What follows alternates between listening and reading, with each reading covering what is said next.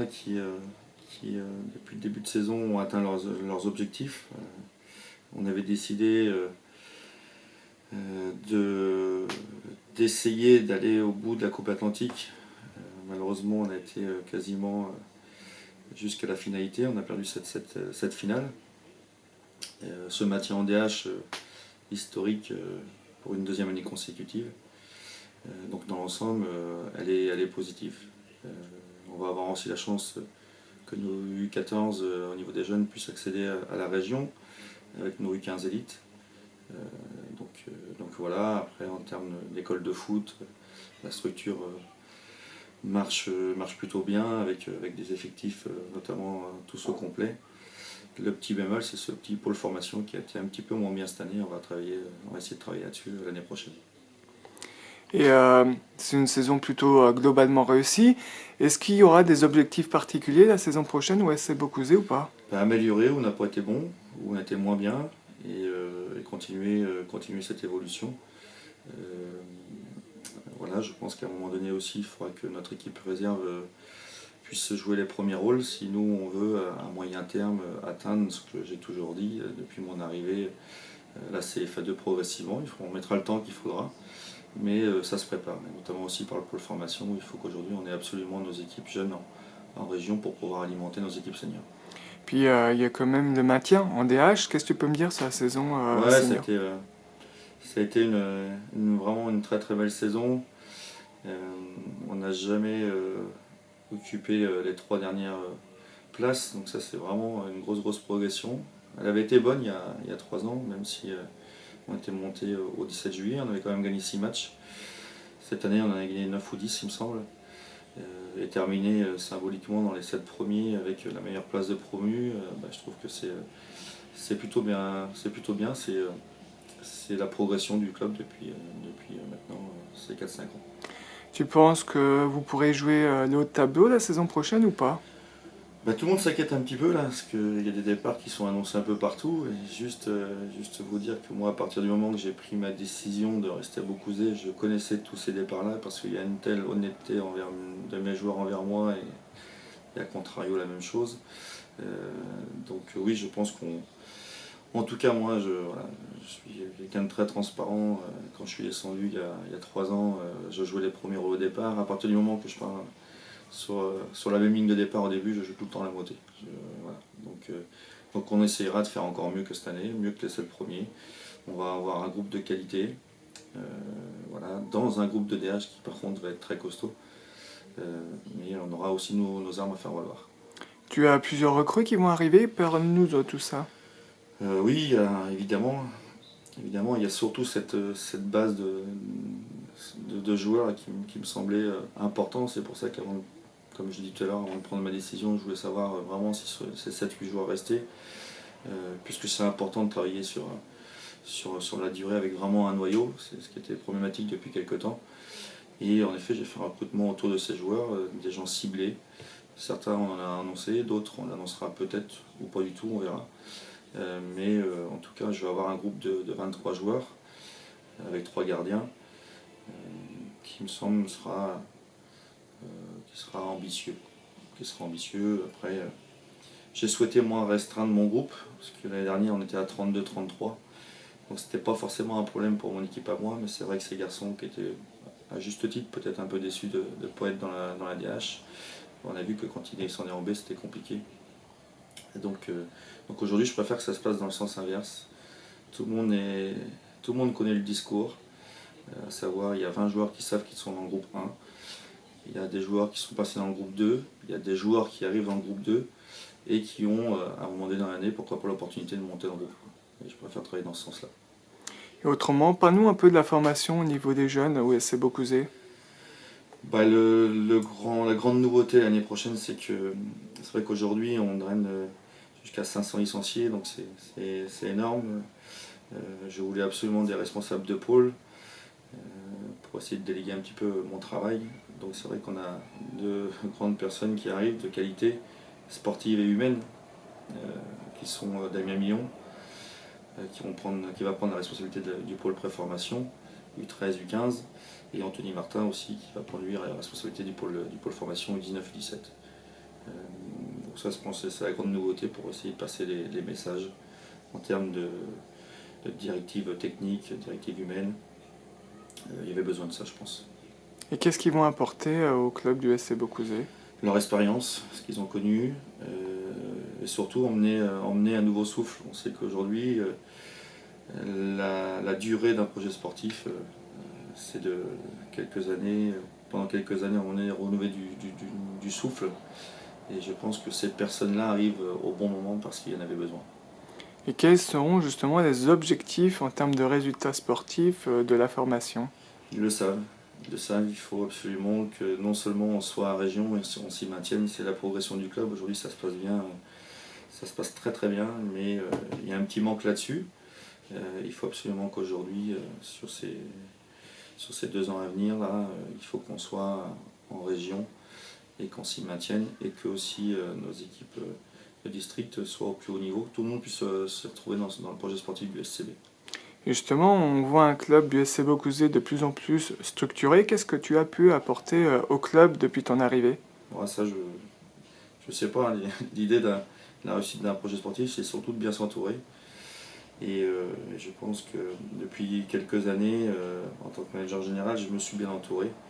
Et c'est vraiment la réussite de l'ensemble du club, que ce soit le conseil, que ce soit les bénévoles, que ce soit la partie technique. Après, moi, j'emmène peut-être ma rigueur du monde pro en restant très amateur, très convivial. Et je pense que cette unité, à l'image de la Coupe Atlantique, avec une tribune aussi bien remplie, représentée par toutes les catégories, je pense que ça, c'est la vraie réussite du club. Après, en effet, en 2011, je lis les chiffres, on était à 336 licenciés, aujourd'hui on est à 500. Et bien c'est que ça évolue bien, mais je trouve qu'il y a encore des manques. Dans quelle sorte de manque? Dans, dans, dans les résultats, je pense au niveau des jeunes, on pourrait peut-être mieux faire. Pardon.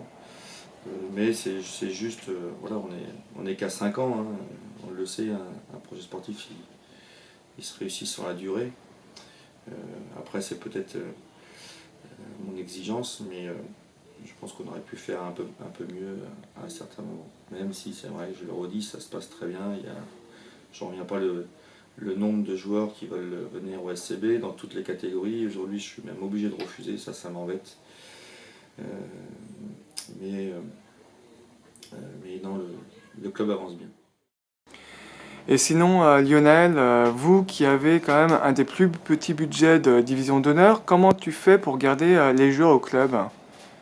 Bah, c'est tout le charme de mes garçons. Vous devez savoir quand même que certains joueurs sont contactés, donc certains sont partis, et je peux rien leur dire, puisque il se passe tellement de choses financières à côté, où c'est des fixes assez impressionnants.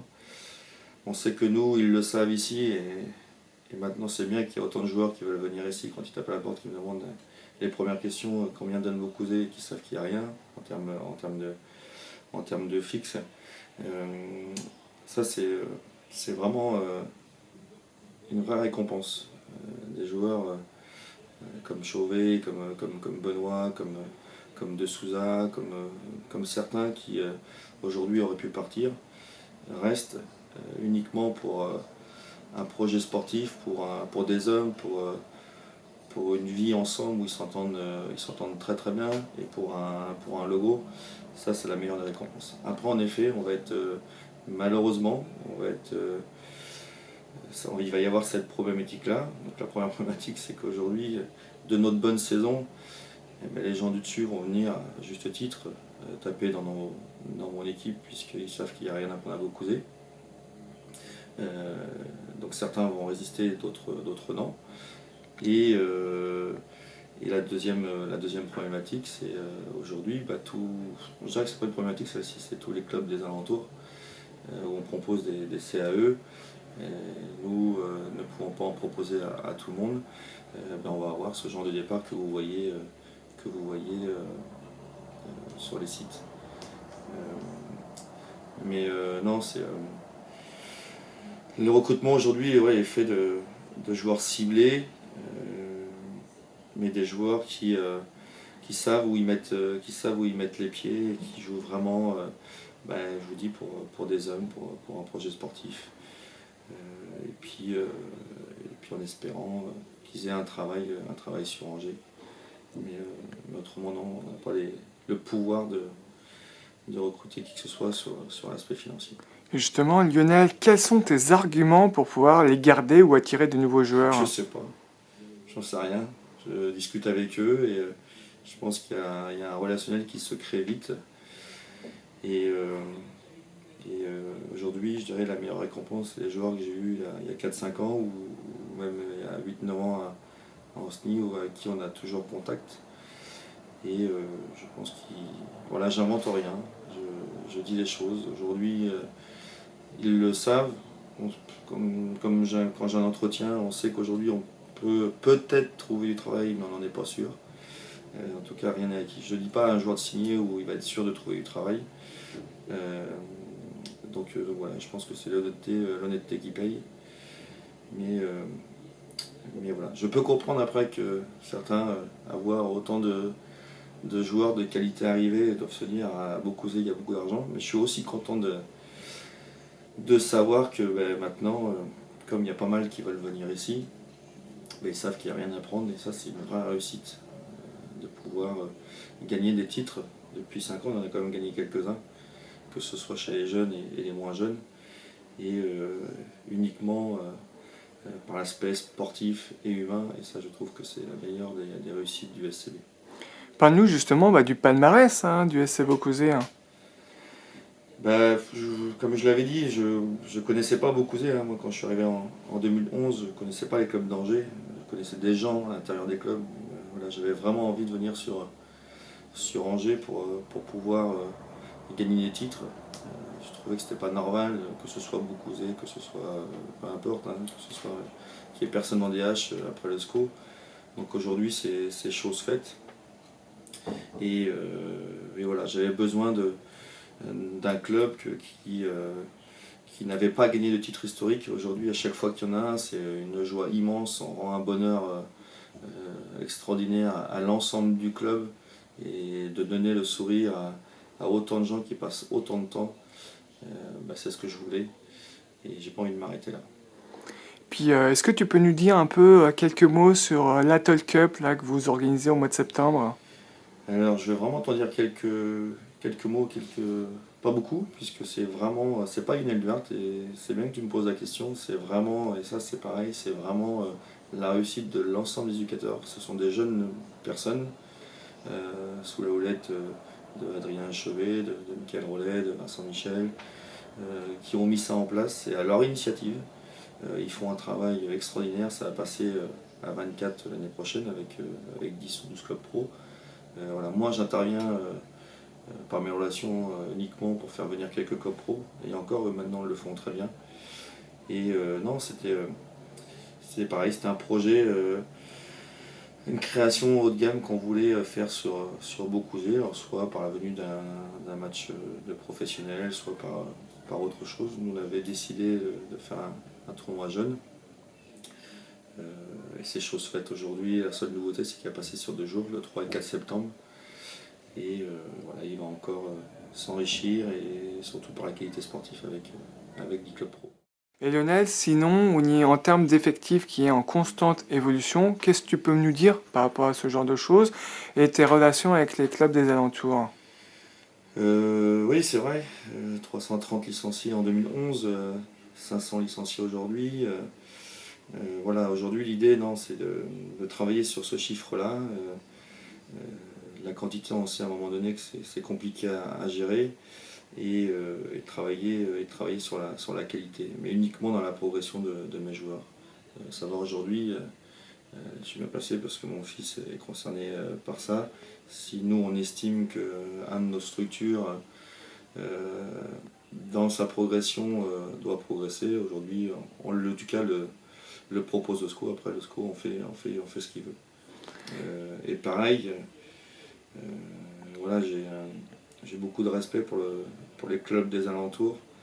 Donc aujourd'hui, ils savent ma façon de travailler, on a une très très bonne relation. Donc l'idée c'est de ne pas prendre des joueurs pour prendre des joueurs, c'est pareil, c'est eux qui nous disent, et ça c'est la grande progression. Certains m'appellent maintenant me dire Yannick, ça serait bien que tu le vois chez toi, et ça c'est une bonne chose. Et justement, on dit que tu as de bonnes relations avec les clubs des alentours. Qu'est-ce que tu peux nous dire par rapport à ça? Bon, c'est parce que le travail est fait avec beaucoup d'honnêteté, et j'ai la chance en effet de connaître les entraîneurs maintenant, parce que je connaissais personne il y a 4-5 ans, à part très peu, et les présidents aussi, donc on s'appelle. J'ai par exemple à Bushman juste à côté avec François où on sait tout sur les seniors, sur ce qui est fait, et ça c'est vraiment génial. Et il faut absolument qu'on arrive à travailler comme ça. Moi, ils savent comment je travaille. Ils savent qu'aujourd'hui, mes éducateurs n'appellent personne dans les clubs des alentours. Euh, Après, je ne suis pas à l'abri qu'il y en a qui le fassent, mais en tout cas, ils me préviendront, et croyez-moi, il entendra parler de moi. Mais normalement, en tout cas, c'est pas fait. Et ça, c'est une bonne chose. Et il faut continuer dans ce sens-là. Aujourd'hui, que des joueurs viennent à Beaucouzé pour jouer dans les équipes D, il n'y a aucun intérêt. Et c'est ce qu'on est en train de travailler là-dessus. L'idée, c'est que tout le monde s'y retrouve, tous les clubs du 49. Je vois qu'aujourd'hui, vous l'avez vu, hein, quelques-uns de mes seniors un petit peu déçus de ne pas jouer en DH vont aller alimenter des équipes de DSR ou de DRH à côté. C'est une bonne chose, on va les aider à travers ça. Si eux après estiment qu'au niveau des jeunes, il y en a qui doivent venir chez nous dans la progression pour pourquoi pas les retrouver après, ça se fera. Mais ce sera avec leur accord. Aujourd'hui, ils peuvent tous vous le dire. Pour venir ne serait-ce que faire un essai à Beaucouzé, il faut de toute façon l'accord du président. Après, ce que j'aurais aimé, à contrario, pour certains, c'est que je sois au courant des départs qu'il y a eu. Mais comme je vous l'ai dit tout à l'heure, il y a une telle honnêteté de mes joueurs, je savais déjà où ils allaient avant de signer à l'extérieur. Mais dans l'ensemble, franchement, ça se passe super bien. Moi, quand je suis arrivé en 2011, je suis arrivé sur Angers, où Beaucouzé était 10e, je crois. Allait peut-être descendre en DRH, et j'ai l'impression qu'on voulait assommer mon club, appeler dans tous les sens. Donc certainement que des choses n'avaient pas été bien faites, mais en tout cas sur ces 4-5 années qui viennent de se passer, je trouve que le 49 est en train de bien travailler, qu'on a beaucoup de respect les uns envers les autres, et il faut continuer comme ça. Il y a beaucoup de personnes qui disent que justement le SC Beaucouzé est dû un peu à Lionel Duarte. Qu'est-ce que tu peux dire par rapport à ça? C'est faux, voilà, je vous dis, ce serait vraiment de manquer de respect au reste du club. En effet, j'ai emmené quelque chose d'autre. Voilà, il y a des choses aussi que je rate, hein, donc je ne réussis pas tout. Puis je vous dis, je pense que la réussite, j'ai su bien m'entourer. J'ai su bien m'entourer au niveau, je vous dis, des éducateurs, des joueurs, et voilà, où je passe beaucoup de temps sur les plateaux. Voilà, je veux vraiment qu'on draine une image parfaite, qu'on respecte vraiment tout le 49. Maintenant, il y a aussi les ratés, mais ce qui est bien aujourd'hui, c'est qu'au lieu de polémiquer, c'est que tous les gens, tous les clubs du 49 ont un numéro à appeler, à savoir le mien, et je peux moi gérer ces problématiques très vite dans la structure, comme je le fais moi. Quand il y a un problème de club à Beaucouzé de l'extérieur, j'appelle les présidents, je l'appelle l'entraîneur, et tout de suite c'est réglé. Donc aujourd'hui, il y a une entraide qui nous fait du bien, puisqu'on communique de vive voix et on ne parle pas les uns derrière les autres. Et voilà, il faut continuer à fonctionner comme ça. Et toi, Lionel, tu parles des joueurs qui ont été sollicités, mais toi, je pense que tu as aussi été sollicité en fin de saison. Qu'est-ce qui a fait que tu es resté au SC Beaucouzé pour la saison prochaine? L'aventure humaine que je vis, cette saison que je viens de vivre avec la DH, plus personnellement avec ce 6e Tour de Coupe de France, cette deuxième année en DH, cette demi-finale et finale historique a donné, comme je vous l'ai dit tout à l'heure, autant de plaisir, autant de sourire aux gens. Et voilà, et puis je suis un peu l'image de mes joueurs. Je sais que certains, s'ils avaient été sur l'aspect financier, ne seraient plus là aujourd'hui. Et du coup, on est souvent à l'image de leur entraîneur, ou l'entraîneur est peut-être à l'image de ses joueurs sur ce truc-là. J'ai pas été moi sur les choix plus importants en termes financiers. Et j'ai l'impression que j'avais pas fini le tour. En plus, moralement, je m'étais engagé sur 2 contrats de 3 ans. Et je devais aller à bout de mon contrat. Donc il m'en reste une et on verra après ce qui se passera. Et oui, après, d'être sollicité, ça fait toujours plaisir. Mais mais je suis tellement bien dans ce club-là. Et aujourd'hui, en plus, il y a une telle relation aussi avec l'ensemble des clubs du 49. Je trouve qu'on est vraiment très respecté. Il n'y a plus de jalousie comme avant. Justement, on reconnaît notre travail, comme moi je reconnais le travail des autres clubs. Et ça, c'est une bonne chose. Et est-ce que tu aurais des ambitions personnelles ou pas? J'en avais pas par le passé. J'en avais pas par le passé, mais aujourd'hui, je m'interroge, je me pose beaucoup de questions. J'en ai vraiment un intérêt personnel avec Beaucouzé. Je reste persuadé qu'aujourd'hui, sans argent, j'aimerais prouver ça à l'ensemble du football, qu'on puisse atteindre le niveau de CFA2, avec des joueurs, des garçons qui s'investissent vraiment pour leur maillot. Après, on le sait tous, mon club le sait. Aujourd'hui, de toute façon, si on atteint la CFA2, s'il ne se passe rien financièrement, malheureusement, ben on redescendra. Donc voilà, on sera en DH, on monte en CFA2, on sera en DH, on monte en CFA2. Donc ça, c'est la grosse problématique du foot. Mais en tout cas, aujourd'hui, j'ai envie de faire connaître le niveau national à mon club. Et j'espère pouvoir y arriver, ne serait-ce que pour ces conditions que je viens de vous donner. Et tu penses l'atteindre sous combien d'années? Le plus vite possible. On est monté en DH plus vite que prévu, au bout de 2 ans. Je trouve que ça nous a servi, parce qu'un promu qui monte, souvent c'est compliqué, on le voit encore cette année. On est remonté très vite aussi. Non, voilà. Dès l'année prochaine. Dès l'année prochaine.